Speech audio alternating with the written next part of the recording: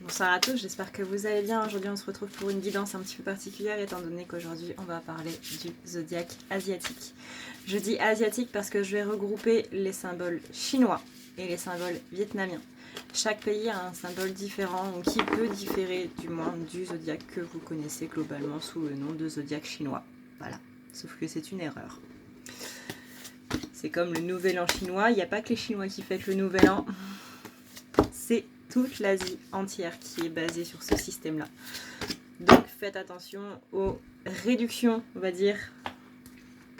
Enfin, c'est pas le terme réduction, mais voilà, faites attention aux raccourcis, voilà, que vous pouvez utiliser en parlant d'autres pays. Pourquoi est-ce que je fais cette guidance? Parce que vu que moi je suis eurasienne, ça me paraît important de vous parler aussi de ma culture à moi, donc du zodiaque asiatique. Voilà. Comment faire pour calculer votre zodiaque asiate? Ne vous inquiétez pas, je vais vous dire les années qui correspondent à chaque signe en début de vidéo. Donc pas d'inquiétude. Aujourd'hui, on va parler donc du buffle qui est le même que ce soit en Chine et au Vietnam. Le buffle va concerner les années 1913. Voilà, je pense que vous êtes un peu vieux. 1925, 1937, 1949. Là, on commence à avoir des gens qui sont normalement encore en vie. 1961, 1973, 1985 et 1997. Après, je pense que vous êtes trop jeune pour regarder cette vidéo. Voilà.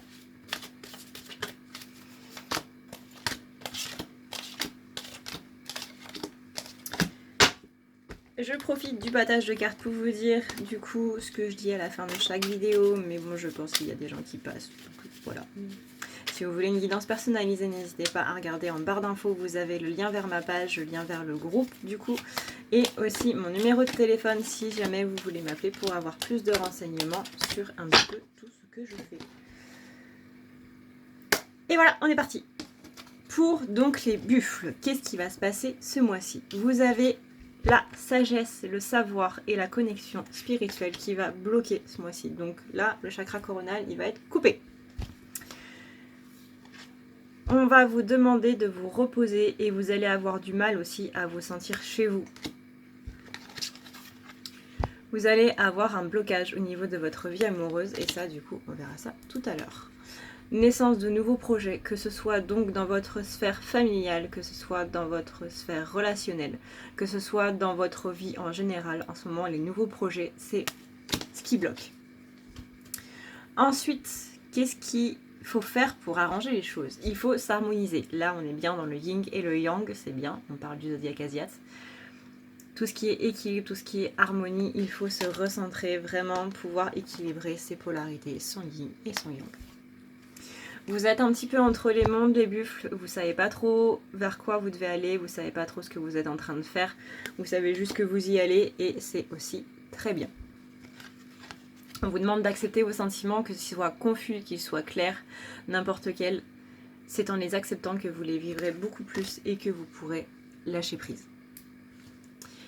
Et on vous dit, ne faites pas attention au temps. Le temps, c'est une emprise, c'est quelque chose qui est mesurable plus ou moins chez les humains, mais qui n'est pas du tout mesurable dans la sphère, dans les autres sphères. C'est-à-dire que les guides, quand ils vont vous dire, c'est pour ça d'ailleurs que je ne fais pas de questions temporelles dans mes guidances, c'est-à-dire que les guides, quand ils vous disent ça va se passer demain, ça peut être dans un an.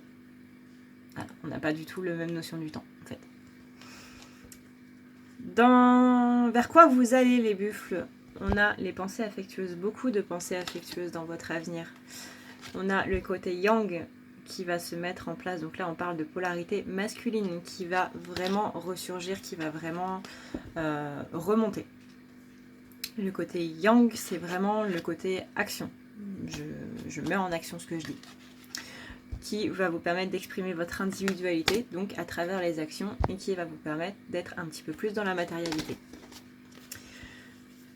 Ensuite, dans la sphère sentimentale, je vois de l'amour pour vous les buffles, pour ce mois-ci. Il y a aussi un équilibre qui se fait, donc au niveau des polarités, sûrement, au niveau du yin, du yang, de la polarité masculine, de la polarité féminine, il y a un équilibre qui se fait. Ça parce que vous êtes en train de travailler là-dessus, justement. et notamment que vous êtes en train d'enlever des blessures par rapport à votre famille. Et ça, c'est très bien. Au niveau professionnel, on a rompre un attachement négatif. On vous demande ici de couper des liens négatifs que vous pouvez avoir avec votre travail. Ça peut être les angoisses, ça peut être un collègue, ça peut être votre patron. Là, c'est un peu plus délicat. Ça peut être les tâches que vous avez à faire. Là, c'est encore plus délicat.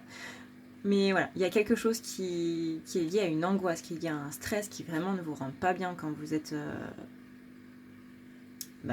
là-bas, en fait. Et là, on vous demande justement de rompre cet attachement négatif-là. On vous demande de laisser aller les choses, donc de laisser couler, de lâcher prise, de clairement apprendre à vous en foutre, tout simplement. Dans le même temps, on vous demande de vous affirmer, c'est-à-dire que quand vous sentez que quand vous laissez couler, ça ne marche pas, bah vous poussez un coup de gueule. Voilà, vous tapez du poing sur la table. Ceci afin de ne pas vous enfermer là-dedans. Ensuite, dans la sphère familiale, il y a la roue qui tourne, la roue éternelle, la roue des saisons, la roue de la fortune. Il y a la roue qui tourne au niveau des âmes sœurs. Donc possiblement que vous allez vous rendre compte qu'en fait, votre frère, en plus d'être votre frère, fait aussi partie de la même famille d'âmes que vous. C'est possible.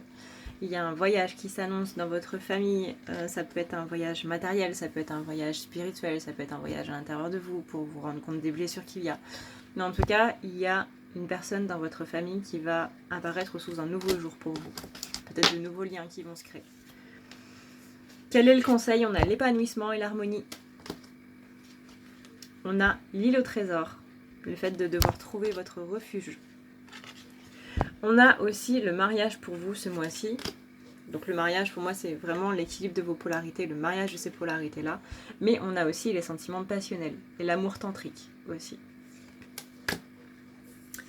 Voilà mes chers petits buffles, j'espère que cette guidance vous aura plu, qu'elle vous aura aidé à y voir un petit peu plus clair et que les signes du zodiaque asiatique vous permettront d'avoir un autre aspect de votre vie, on va dire.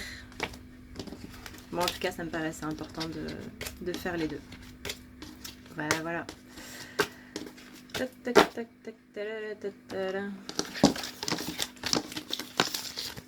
Sur ce, je vous fais d'énormes bisous.